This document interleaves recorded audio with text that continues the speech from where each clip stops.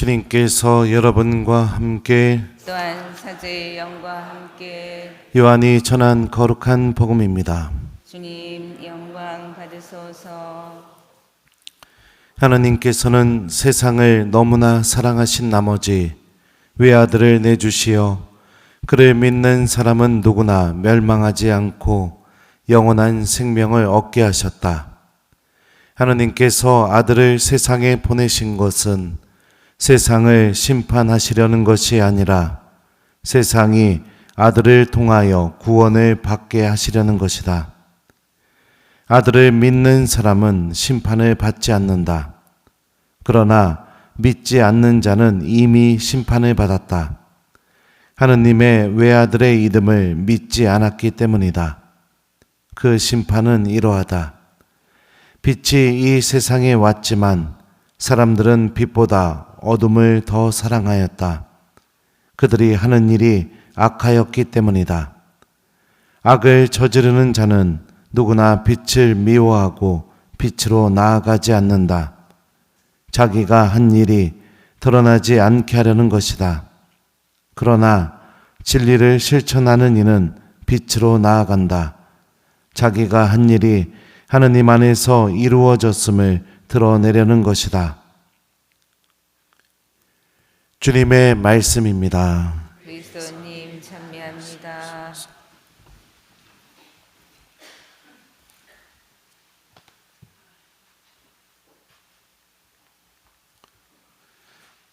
오소서 성령님.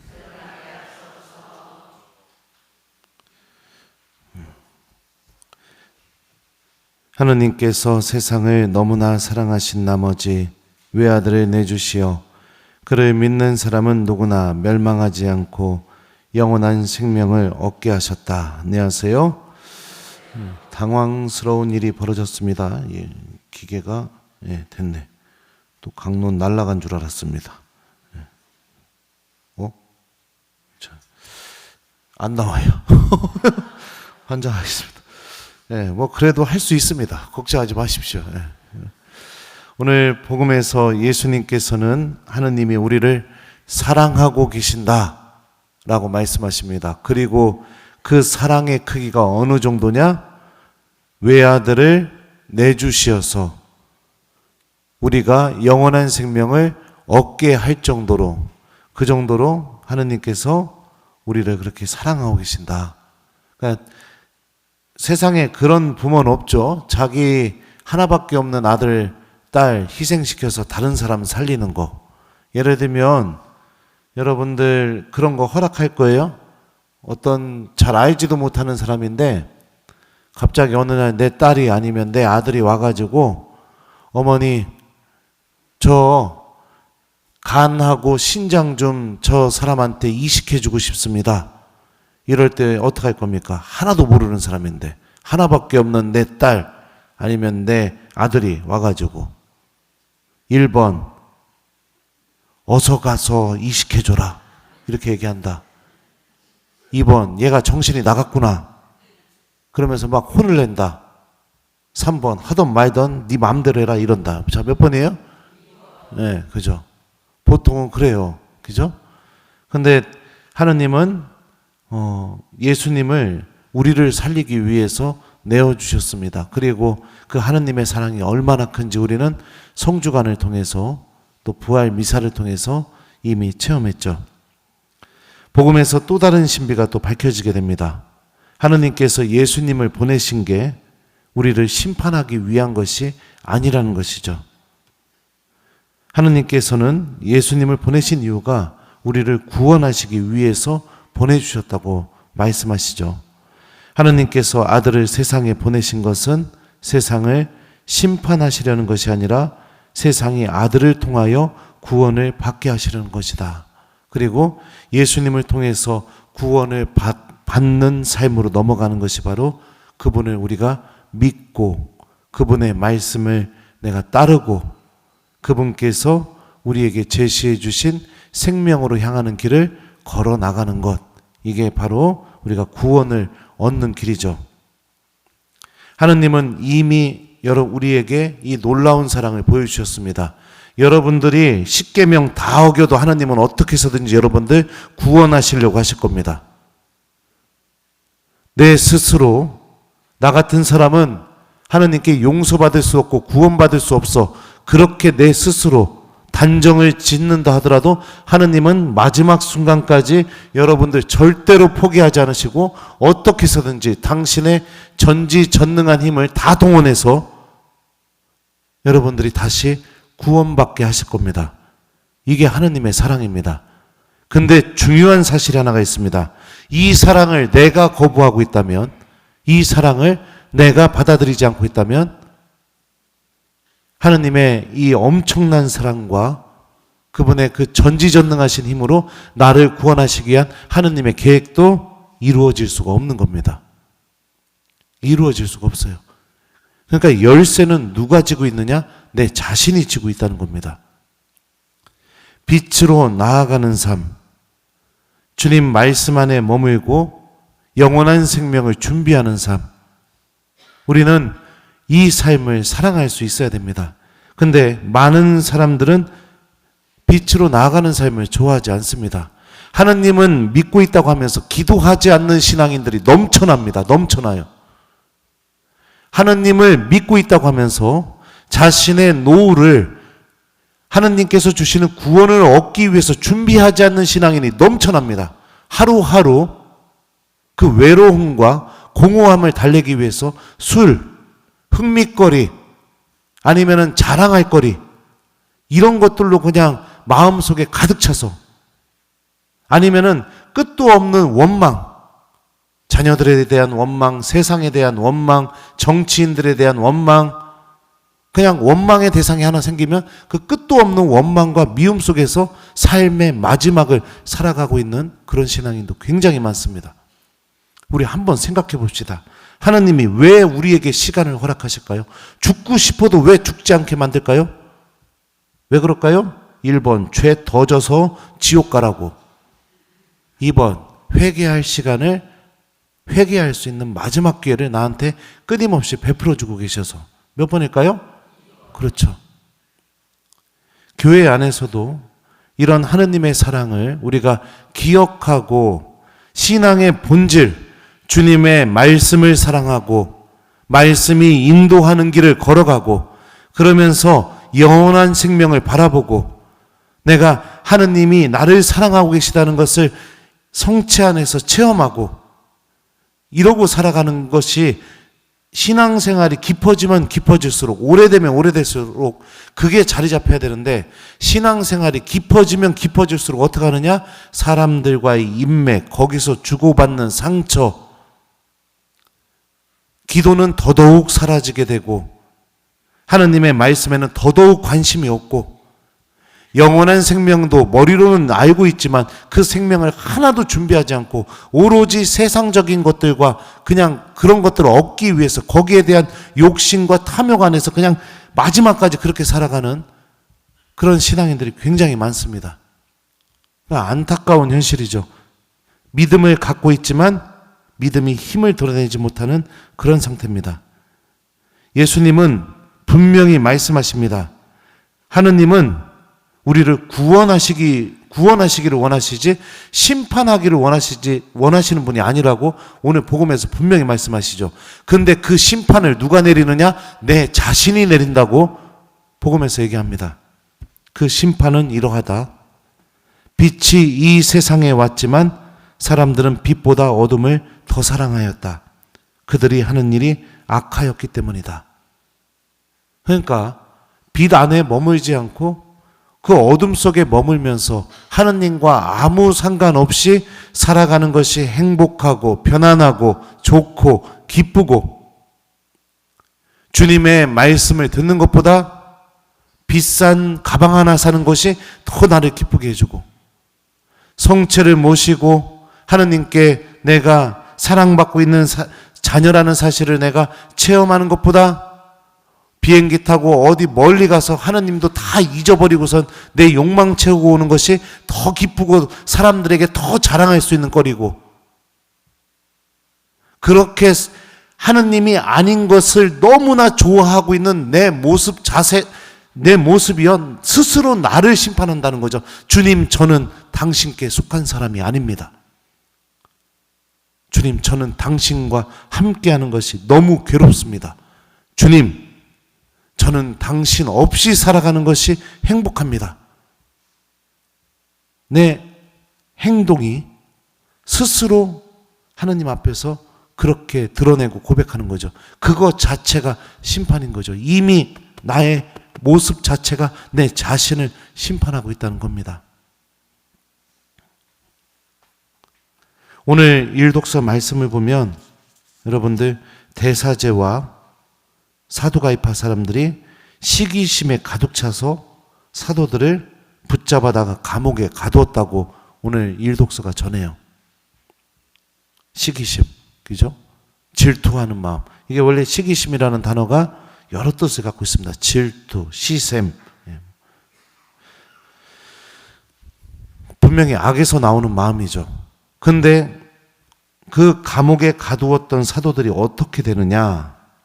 오늘 일독서 이렇게 얘기합니다. 여러분께서 감옥에 가두신 그 사람들이 지금 성전에 서서 백성을 가르치고 있습니다. 어떤 메시지를 이야기하고 싶어 할까요? 악의 힘은 절대로 하느님을 막을 수 없다라는 사실이 오늘 일독서를 통해서 우리에게 선포되고 있죠. 악의 힘은 하느님을 절대로 막을 수 없다. 사랑하는 우리 교우 여러분들, 하느님 편에 서는 신앙인이 되십시오. 기도 안 하고선 오늘 하루 보낸 거에 대해서 여러분들 너무 좋아하지 마십시오. 하느님을 믿고 있다고는 하지만 내가 하느님과 아무 상관없이 살아가고 있는 내 모습에 너무 익숙해지지 마십시오. 그러면은 어떻게 되느냐? 내 영혼이 하느님을 선택하려는 그 마음조차 잃어버리게 됩니다. 주님은 믿고 있지만 내 생각과 모든 판단이 그냥 악 속에 머물고 있는 거. 하느님은 믿고 있다고 하지만 실질적으로 빛이 아니라 어둠 속에서 살아가는 것을 더 좋아하는 거. 그래서 예수님을 희생시키면서까지 우리를 구원하시려는 그 하느님의 사랑이 나랑 상관도 없고 의미도 없고 별로 중요하지도 않고 기억도 안 나고 감사하는 마음도 생기지도 않고 그냥 내가 정말 하느님을 믿고 있는 것인지 아닌지 이 사실도 그냥 심각하게 고민하지도 않으면서 그렇게 살아가는 불행한 신앙인이 될 수 있습니다. 하느님의 말씀은 여러분들 그 하느님의 넘치는 사랑으로 걸어가게 해줍니다. 하느님의 말씀은 가장 절망적일 때도 그럼에도 불구하고 주님이 나를 버리지 않으셨고 여전히 내 손을 붙잡고 계시고 이렇게 형편없는 나를 구원하시기를 바라시고 나를 살리기 위해서 예수님까지 내던지신 분이시라는 것을 깨닫게 해줍니다. 그리고 주님께서 우리를 위해서 마련해 주신 그 영원한 생명을 준비할 수 있게 해줍니다. 제가 부활절날 꼬맹이한테 선물을 하나 받았습니다. 이게 뭘까요? 얘가 저한테 부활 선물 주려고 마태복음을 필사했어요. 꼬맹이가 초등학교 4학년짜리가. 제가 한번 이 안에 봐봐요. 그죠? 얼마나 이쁜지 몰라요. 나는 얘를 위해서 뭐를 해줄까? 나는 지금 계속 그 고민만 하고 있습니다. 제가 읽어줄게요. 세상에서 제일 사랑하는 김재덕 베드로 신부님께. 신부님, 이번에는 마태복음을 쓸게요. 얘가 작년에 요한복음 필사해서 저한테 선물 줬거든요. 시키지도 않았는데. 신부님을 사랑하니까 자꾸 복음서를 쓰고 싶어져요. 또 선물로 드리고 싶어요. 신부님을 생각하면 복음 말씀 하시는 게 떠올라요. 복음 말씀 잘 기억하면서 열심히 쓸게요. 한방눈이 펑펑 내리는 2023년 12월 16일 토요일 시작. 그리고 나서 맨 마지막에 또 이렇게 편지를 써줬어요. 신부님, 드디어 마테오복음서를 다 썼어요.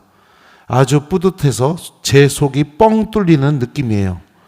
부활 전까지 다 쓰기로 계획을 세웠는데 성공해서 너무 기뻐요. 신부님을 생각하면서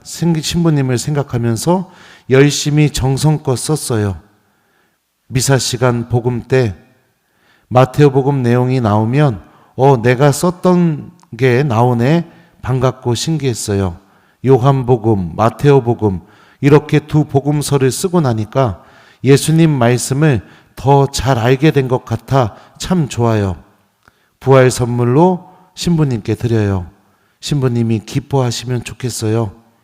그럼 내일 부활절 아침에 뵐게요. 신부님 빨리 보고 싶어요. 전 우주에서 신부님을 제일 사랑하는 프란치스코 드림. 2024년 3월 29일 성금요일에 완성.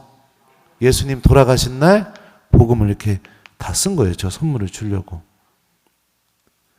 하느님 말씀을 사랑하게 되면 여러분들 빛으로 나아가게 됩니다. 영원한 생명을 준비하게 돼요. 저는 우리 이 아이가 갖고 있는 이 마음을 우리들도 배웠으면 좋겠습니다. 제가 어제 미사 때 얘기했었죠. 신앙은 의지만으로 하는 것이 아니라 믿음이 나를 움직이는 게 신앙이다. 성당 가야지가 아니라 주님 말씀이 내 마음을 설레게 만들어서 내가 하느님을 만나러 가는 기분으로 미사에 오는 게 여러분들 그게 진짜 미사 드리러 오는 길입니다. 하느님 말씀을 계속해서 들으십시오. 내가 아직도 하느님께서 주시는 이 사랑, 하느님이 나를 끝까지 포기하지 않으시고 나를 살리려고 하는 그 하느님의 마음이 느껴지지 않는다면 사랑하는 교우 여러분들 말씀을 먼저 가슴속에 담으십시오. 그러면 그 말씀이 여러분들을 깨닫게 만들어줄 겁니다. 해보지도 않고 꿈쩍도 안 하니까 아무것도 느껴지지 않는 겁니다. 해보십시오. 해보시고 말씀을 가슴속에 담으십시오. 그러면 하느님의 말씀이 나에게 대화하기 시작할 겁니다. 내가 하느님에게 얼마나 소중한 사람인지 잊혀져 본 적도 없다는 것도 분명히 깨닫게 될 겁니다.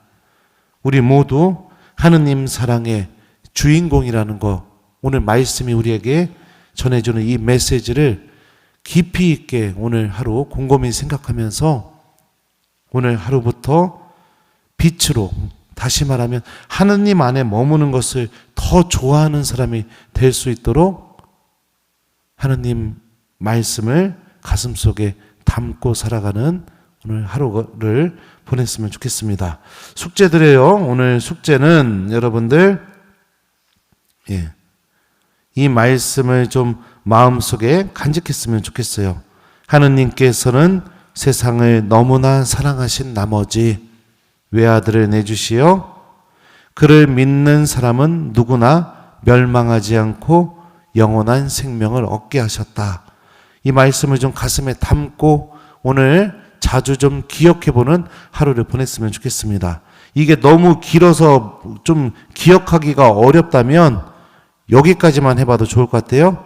하느님께서는 세상을 너무나 사랑하신 나머지 여기까지만이라도 좀 기억해봤으면 좋겠어요. 그리고 세상이라는 단어를 빼고 나라는 단어도 좀 넣어봤으면 좋겠어요. 하느님께서는 나를 너무나 사랑하신 나머지 외아들을 내주시오. 이렇게 좀 한번 자주 이 말씀을 되뇌이는 오늘 하루를 보냈으면 좋겠습니다. 사랑하는 우리 교우 여러분들, 우리가 살아가는 그 모습 자체가 이미 우리를 심판하고 있습니다. 하느님 안에, 빛 안에 머무는 것을 사랑하는 신앙인이 될 수 있도록 주님의 말씀을 가슴속에 담고 살아가는 하느님의 자녀가 되십시오. 하느님께서는 세상을 너무나 사랑하신 나머지 외아들을 내주시어 그를 믿는 사람은 누구나 멸망하지 않고 영원한 생명을 얻게 하셨다. 아멘.